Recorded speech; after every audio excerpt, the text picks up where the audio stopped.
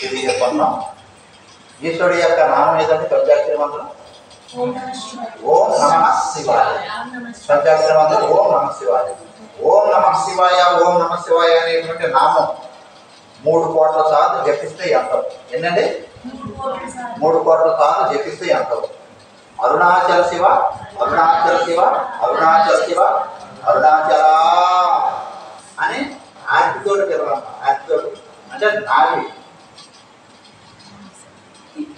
మణిపూర్వక జపం.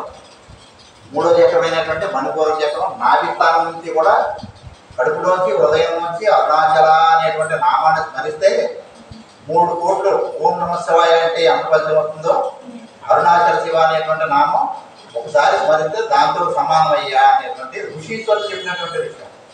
63 నాయనాలు చెప్పినటువంటి విషయం. అరుణాచలం కొండ మీద స్కందాశ్రమం విరూపాక్ష గృహం మీద నివసించినటువంటి 1926 ఆ సంవత్సరంలో అక్కడ సజీవంగా నివసించినటువంటి మహాపురుషుడు కారణ్యనుడు అవతారపురుషుడు సుబ్రహ్మణ్య స్వామి స్వరూపం అరుణాచలేశ్వరుడు యొక్క ప్రతిరూపమైనటువంటి భగవాన్ శ్రీ రమణ మహర్షి వారు మనందరికీ కూడా తెలియజేసినటువంటి విషయం. ఒక